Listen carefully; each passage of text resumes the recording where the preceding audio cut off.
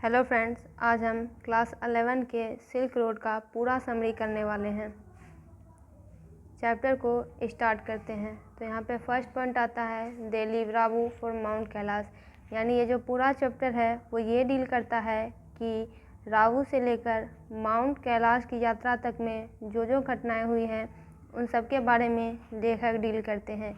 रावू पर जो है वो हल्की ढलान वाली पहाड़ी है और यहाँ पे जो लेखक यात्रा कर रहे हैं वो एक धार्मिक उद्देश्य से कर रहे हैं। वो माउंट कैलाश की तरफ जा रहे हैं क्योंकि उन्हें कोड़ा कंप्लीट करना है, एक धर्म से ये रिलेटेड है। वर्णनकर्ता जो हैं यानी जो नरेटर है वो कैलाश पर्वत पर अपनी धार्मिक यात्रा समाप्त करना चाहता था। लामो ने उसे अधिक गर्म रखने के लिए लंबी बाहों वाला भेड़ की खाल का कोट दिया ताकि उन्हें गर्मी मिलती रहे। उसके बाद वो क्या थे, साउथ वेस्ट रूट पर थे। ये साउथ वेस्ट रूट सीधे माउंट कैलाश की ओर ले जाता था। फिर नेक्स्ट है यहाँ पे from rolling hills of Ravu to vast open plains, यानी रावू की जो पहाड़ियाँ थी वो रोलिंग पहाड़ियाँ थी, रोल करती थी। उसके बाद ये ओपन प्लेन की तरफ जाते हैं, यानी माउंट कैलाश से जाने से पहले इन्हें ओपन प्लेन्स भी मिलता है। अब इनके साथ एक सीतान था। इन्हें जो यहाँ पे जो स्पेलिंग लिखी गई है TSETN, इन्हें सीतान पढ़ा जाएगा। वे जानते थे कि वहाँ के लोकल रूट्स कैसे हैं। उन्हें पता था ये जो रावू की जेंटल हिल्स हैं, जो नम्र पहाड़ियाँ हैं, उनसे शॉर्टकट कैसे, क्योंकि ये जो रावू की पहाड़ियाँ यहाँ से तो निकलना था तो उन्हें लंबी यात्रा तो ज़्यादा करनी नहीं थी, तो वो शॉर्टकट अपनाना चाहते थे। वो अब क्या हुआ, वहाँ से निकले और वे सीधे वास्ट ओपन प्लेन्स में निकल गए हैं। उन्हें कुछ ज़्यादा दिख नहीं रहा था सिवाय कुछ पैस्चर्स के, यानी वहाँ पे जो है बंजर होते हुए चारागाह वहाँ पे दिख रहे थे। ये जो छोटा सा मार्ग था उन्हें ऐसा लग रहा था कि ये गर्मी से झुलसे हुए चारागाह हैं और चारागाह वाले ये बड़े ही विशाल मैदान थे। उसके बाद जब वे और आगे बढ़े तो प्लेन जो है वहाँ पे जो मैदान थी, वहाँ की जो प्लेन्स थी वो बहुत ज़्यादा स्टोनी होती गई, ग्रास ही नहीं रही। क्योंकि इससे पहले जब वो यात्रा कर रहे थे तो वहाँ पे घास थी थोड़ी बहुत, लेकिन अब वो जब और आगे प्लेन्स पे बढ़ते हैं तो वो पथरीले होते जाते हैं, यानी अब इन्हें पत्थरों पर चलना पड़ेगा। उनके बाद उन्हें क्या दिखा, तो ए हर्ड ऑफ विल्ड एस, यानी वहाँ पे जो जानवर थे, जंगली गधे थे, उन्होंने उन्हें देखा। क्या उन्होंने देखा, तो इनके बारे में ऐसा कहा जा सकता है कि उन्होंने एक और जानवर वहाँ पे देखा था। छोटे जो है सुंदर बारहसिंगे देखे थे और जंगली गधे देखे थे, और वहाँ पे उन्होंने आकाश में धूल के बादलों को उभरते हुए भी देखा था। फिर नेक्स्ट है the hut galloped in massing living clouds of dust behind. यही बात है कि वहाँ पे जब वो आकाश में देखे तो उन्होंने देखा कि धूल के बादल थे। और जब फिर वे पहाड़ियों में आ गए तो उन्होंने वहाँ पे बहुत सारी भेड़ थी, तो भेड़ों के झुंड को भी तो कोई देखभाल कर रहा होगा, उसे देखभाल करने वाला गडेरिया था। उन्होंने गडेरियों को पार किया। उसके बाद उन्होंने देखा कि वहाँ के जो पुरुष और स्त्री हैं वो अच्छी प्रकार के वस्त्रों में लिपटे हुए थे।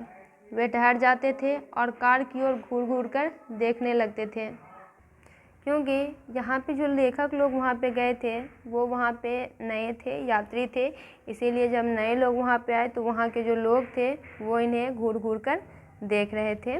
और कभी कभी क्या होता था कि जब उनकी कार, यानी ये जो लेखक यात्रा कर रहे हैं, जाहिर तौर पर ये कार में यात्रा कर रहे हैं, कार जब भी उनके पास से गुजरती थी तो वे हाथ हवा में लहराते थे। और जब पथ उनकी कार को भेड़ों के समीप ले जाता हो तो पशु एक ओर हट जाते थे और वाहन से बचने का प्रयास करते थे। ऐसा होता था। उसके बाद फिर है स्नो केप्ड माउंटेन्स, यानी अब जो ये यात्रा कर रहे हैं यहाँ पे उन्हें स्नो कैप्ड माउंटेन दिखेगा।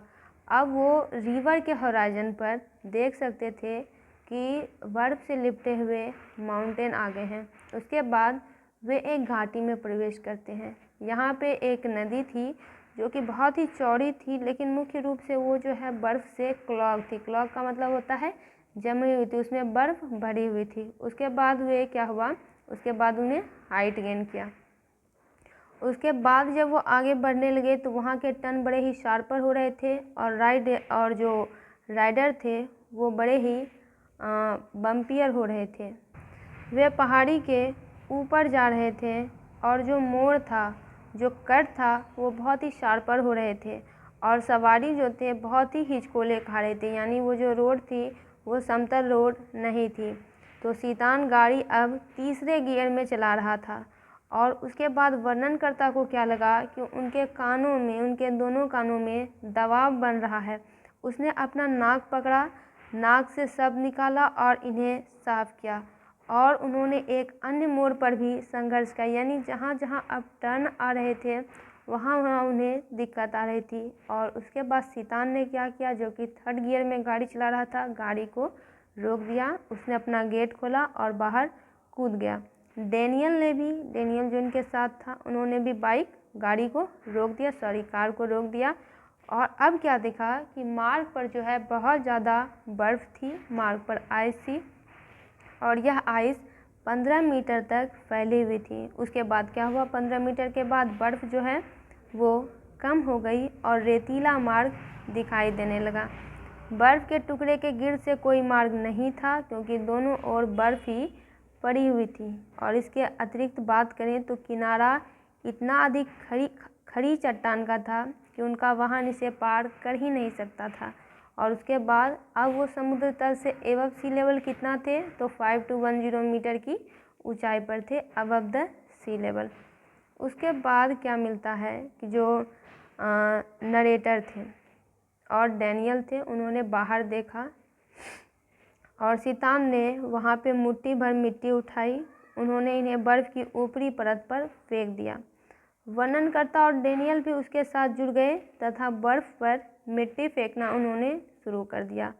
फिर क्या हुआ, शैतान ने इस बर्फीली सतह पर धीरे धीरे और बहुत ही सावधानी से कार चलाई। शैतान के भार को कम करने के लिए डैनियल तथा वर्णनकर्ता वाहन से बाहर रहे ताकि उनका गाड़ी में जो है उन्हें चलाने में लोड महसूस ना हो, इसीलिए उन्होंने ऐसा कहा। डैनियल और ये बाहर ही रहे। 10 मिनट के बाद क्या होता है कि वे एक अन्य अवरोधक पर रुके, यानी एक और ब्लॉकेज वहाँ पे था। इस बार शैतान ने बर्फ़ के गिर्द गाड़ी चलाने का निश्चय एवं प्रयास किया। ढलान सीधी खड़ी थी और बड़ी चट्टानों से भरी हुई थी। किसी प्रकार शैतान इस कठिन मार्ग से पार हो गया। इस बार उसने एक बहुत ही अत्यंत तीखा मोड़ काटा। वे अब क्या कर रहे थे, तो चमकदार धूप में ऊपर चढ़ते रहे। अब वे 5400 मीटर से भी अधिक ऊपर निकल गए थे। इसके बाद जो नरेटर हैं उनका सिर चकराने लगा था। उसे पानी की बोतल से कई घूंट भरे। अंततः वे 5515 मीटर की ऊंचाई पर दर्रे के शिखर पर पहुंच गए। वहां चट्टानों का एक विशाल ढेर था। यहाँ पे रेशमी रुमालों यानी दुपट्टों तथा फटे पुराने प्रार्थना के झंडों से सुसज्जित था। यानी वहाँ पे जो चट्टानों का विशेष ढेर था, वहीं पे बहुत सारे रेशमी रुमाल पड़े हुए थे। पड़े हुए नहीं कहना चाहिए क्योंकि वो बड़े ही सुसज्जित थे। बड़े ही श्रद्धा से वहाँ पे उन्हें बहुत सारे लोगों ने बांधा था जिनकी उन पे श्रद्धा थी। उन्होंने घड़ी की सुइयों की दिशा में इसकी प्रदक्षिणा की। प्रदक्षिणा का मतलब होता है गोल गोल घूमना श्रद्धा से। वातावरण का न्यूनतम दबाव ईंधन को फैलने दे रहा था, यह खतरनाक हो सकता था। अतः शैतान ने उन्हें धूम्रपान न करने का परामर्श दिया, यानी वे स्मोकिंग नहीं कर सकते थे। उसके बाद है स्मॉल टाउन ऑफ होर। फिर है जब वे दर्रे के दूसरी ओर नीचे को उतरने लगे तो वर्णनकर्ता का जो सिर का दर्द था वह ठीक हो गया और इतने में 2 बज गए थे। अब वे लोग भोज के लिए रुकते हैं। उन्होंने क्या किया, एक मोटे कपड़े वाले एक लंबे तंबू में गर्म सेवैयाँ खाई। इस पठार पर खारे पानी की झीलें तथा जल के समीप निचले चपटे नमक वाले भूमि के क्षेत्र थे। अपराह्न में काफ़ी देर तक वे होर नामक छोटे से नगर में पहुंच गए और उसके बाद वे पूर्व पश्चिम वाले मुख्य मार्ग पर आ गए थे। यह लहासा क्या है, तो यह तिब्बत की राजधानी है। वह लहासा से कश्मीर तक पुराने व्यापारिक मार्ग का अनुसरण करता था। डैनियल लहासा लौटने के लिए एक ट्रक में सवार हो गया क्योंकि डैनियल को लहासा वापस जाना था। उसके बाद सीतान ने पंचर हुए टायरों की मरम्मत करवाई क्योंकि वहाँ जो रोड थे वो काफ़ी पथरीले थे, टायर इसमें पंचर हो गया। उसके बाद वर्णनकर्ता को होड़ एक कुरूप दुखी स्थान लगा। वर्णनकर्ता होड़ में खुश नहीं हुए। होड़ में आकर उन्हें यह स्थान दुखी लग रहा था क्योंकि वहाँ पे कोई वेजिटेशन नहीं थी, कोई वनस्पति नहीं थी। उन्होंने होड़ में एकमात्र कैफ़े में चाय जाकर पी और आधे घंटे के बाद उन्होंने होड़ से प्रस्थान किया, यानी वो होड़ से भी निकल गए। वे चट्टानों तथा कूड़े करकट से गुजरते हुए पश्चिम दिशा में कैलाश पर्वत की ओर चल दिए। उसके बाद है कि रात 10:30 बजे के बाद वे डार्चन में एक अतिथि गृह के बाहर रुके। वर्णनकर्ता की एक नासिका पुट फिर से बंद हो गई थी और इस टाइम क्या हुआ था, वे काफ़ी थके हुए थे और बहुत भूखे भी थे और वे सांस के लिए हाँफ रहे थे। जब वह बैठ जाता था तो उसे अच्छा महसूस होता था और तब वह मुक्त रूप से सांस ले सकता था। और ऐसे में हुआ क्या, वो सारी रात जागते ही रहे। अगली प्रातः सीतान उसे डार्चन के मेडिकल कॉलेज, यानी इस मेडिकल कॉलेज का नाम था आयुर्विज्ञान महाविद्यालय, वहाँ पे वो उसे लेकर गए। चिकित्सक ने वर्णनकर्ता की नर्स टटोली जो डॉक्टर देखा करते हैं, उनसे कुछ क्वेश्चंस पूछे और उसे ठंड एवं ऊंचाई के कारण थकान की कुछ औषधियाँ दे दी, यानी उन्हें दवाई दे दी। पहले दिन की औषधियों का क्रम पूरा करने से वर्णनकर्ता रात को गहरी नींद सोया, यानी उन्होंने जो दवाई ली उनका इन पर काफ़ी अच्छा असर हुआ। और जब वो ठीक हो गए तो सीतान उसे छोड़ गया क्योंकि उसको भी लहासा लौटना था। यानी देखिए इसके जो 2 कंपेनियन थे, एक तो था डार्चन, वो तो ट्रक में उसी समय वापस चला गया होड़ में ही, और ये दूसरा था सीतान, उसे भी उसने भी इसे एक तरह से कहें तो बीमार हालत में ही छोड़ दिया और वो भी लहासा के लिए निकल गया। और कौन से डॉक्टर ने इन्होंने एग्ज़ामिन किया था, तो तिब्बतियन डॉक्टर ने इन्हें एग्ज़ामिन किया था।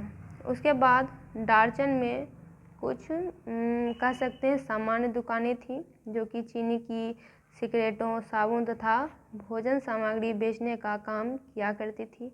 एक सामान्य भंडार के बाहर लोग पुल का खेल खेलने के लिए एकत्रित थे। अतिथि गृह के समीप से निकलते हुए एक संकरी सरिता के बर्फ जैसे शीतल जल से स्त्रियां अपने लंबे लंबे बालों को धोया करती थीं। वहाँ कोई तीर्थयात्री नहीं थे क्योंकि ये टूरिस्ट का सीज़न था ही नहीं। डार्चन में केवल एक कैफ़े था और यह कैफ़े था भी कैसा, तो ये बड़ा ही छोटा था, अंधेरेदार था, यानी यहाँ लाइट भी नहीं थी, गुफानुमा था, खाली था। और वहाँ उसकी भेंट किससे हो जाती है, तो नोरबू से हो जाती है। Meeting with Norbu. वह तिब्बती था, यानी तिब्बत का था, लेकिन बीजिंग के देसी साहित्य संस्थान के चीनी सामाजिक विज्ञान अकादमी में कार्यरत था।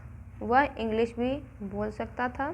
वह भी कोड़ा ही करने आया था। हमने भी चैप्टर के शुरू में देखा कि जो हमारे राइटर हैं, ये जो वर्णन करता है, वो भी कोड़ा करने ही गए थे। यात्रा पूरी तरह से धार्मिक है। नोरबू बहुत मोटा था। उसे चलना या ऊपर चढ़ना अत्यंत कठिन एवं थका देने वाला लगता था क्योंकि वो बहुत मोटे थे, तो ऐसा उन्हें करने में बड़ा ही दिक्कत होता था। उसके बाद वह बुद्ध धर्म का पालन करने वाला भी नहीं था, लेकिन उसमें बहुत ही इंथुजियाज्म था, बहुत ही उत्साहित थे वे, क्योंकि वह तिब्बत का था। वो भी तिब्बत के ही थे, काफ़ी उत्साहित थे। वर्णनकर्ता ने श्रद्धालु विश्वासकर्ताओं की प्रतीक्षा करने की बजाय, यानी इनके जो 2 कंपेनियन थे वो तो इन्हें छोड़कर चले ही गए, तो इसके बाद इन्हें लगा कि क्यों ना मैं इन्हें लगा होगा कभी बीच में कि जो श्रद्धालु विश्वास करता है, क्योंकि लेखक अकेले तो नहीं गए होंगे, इनके साथ इन्होंने लगा होगा कि जो और भी लोग हैं मैं उसके साथ मैं उनका इंतज़ार करता हूँ, उसके साथ जाऊँगा। लेकिन उन्होंने बाद में सोचा कि उनका इंतज़ार करने के बजाय क्यों ना मैं नोरबू के साथ ही अपनी यात्रा को पूरा कर लूँ, क्योंकि यात्रा को पूरा तो करना ही है।